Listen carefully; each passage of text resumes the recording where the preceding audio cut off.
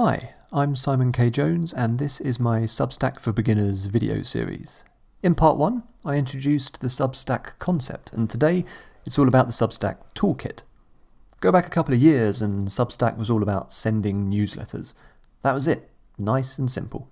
Fast forward to today and there are lots of different pieces that all fit together to form the Substack toolkit, and it's not always obvious what they're for, or where they are, or which ones you should use. So from the top, if you go into your Substack dashboard, you can start a new post. A post is the core of a Substack publication and is also the easiest thing to understand. A standard post is primarily a text-based thing like an essay or an article or a short story. It can include images, videos, embeds and all sorts of other things, but text is the beating heart of a post. You send it out as a newsletter to your subscribers and then it lives on your publication website. So heading back to the dashboard, if you click the little arrow next to new post, you'll get a bunch of other types of thing that you can create. We'll start at the bottom with video because it's very similar to a normal post, except it puts a video front and center. In fact, this video that you're watching right now is in a video post, so you can see how the video is stuck right at the top and is kind of like the main feature of that particular thing. It still goes out as a newsletter to your subscribers in exactly the same way as an ordinary post. Episode is for podcasts. Yes, you can run your own podcast via your Substack without needing to get external hosting or fiddle around with any of that. And this isn't some kind of weird Substack-only pretend podcast either. You can have it show up in all the usual places for Apple, Google, Spotify users and so forth.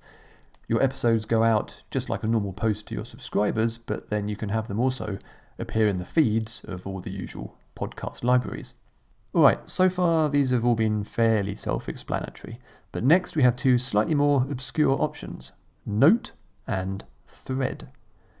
Creating a note jumps you over into Notes, which is a whole other thing, and I'll need to get into this in more detail in a later video, but the easiest way to think of it for now is as Substack's version of Twitter, although that kind of does it a disservice, and I should also clarify that I'm talking about a kind of pre-2016 notion of Twitter.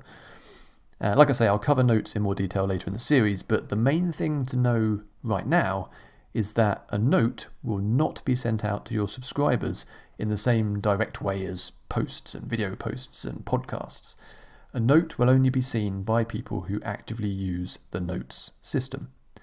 A note that you send out is also more public, so anyone using Notes has the potential to see your note. How about a thread then? And no, it's got nothing to do with Meta's attempt at being Twitter. Why is everyone using the same names for everything?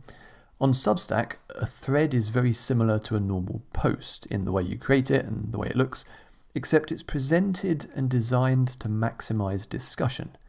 Instead of sending out a long-form article, which is all about your point of view on something, a thread should really be a question, a short discussion prompt to get the conversation flowing. I've always been pleasantly surprised by how effective these are. When I first sent one out, I kind of expected there to be an awkward silence and I was getting ready to quietly delete it in the background before anyone noticed. But instead I've had some really in-depth debates and have met some really interesting people through doing this. Lastly, there is chat. And what is chat, you're wondering, given its total absence from the dashboard? So to get to chat, you need to use either the mobile app or the web app. On mobile, it's the bottom right icon that jumps you into it, and on the web, you can find it by going to your account menu and then choosing chat, which will then hop you over into the web app. So think of a chat as a private conversation between you and your subscribers. Only your subscribers can see your chats, and the idea here is for those conversations to be more live and of the moment than your actual newsletters. I'd say this is probably the least well-defined part of Substack at the moment, but it still has a lot of potential if you want to build a community around your writing. So those are the main pieces that make up the toolkit. You don't have to use all of them, but they're there if you want them. And all of this is why I tend to refer to a Substack as a publication rather than just a newsletter. And your publication can incorporate all sorts of different types of thing. It's your own little media empire. It can handle your written material, but also your videos and your podcasting. It has all the community features built in. You don't have to go somewhere else or bolt something on to get that to work. Okay, next time I'm going to be looking at actually writing a post, how to make it look good, how to embed media, how to make use of buttons and footnotes, and all those other slightly hidden bells and whistles. Thanks for watching.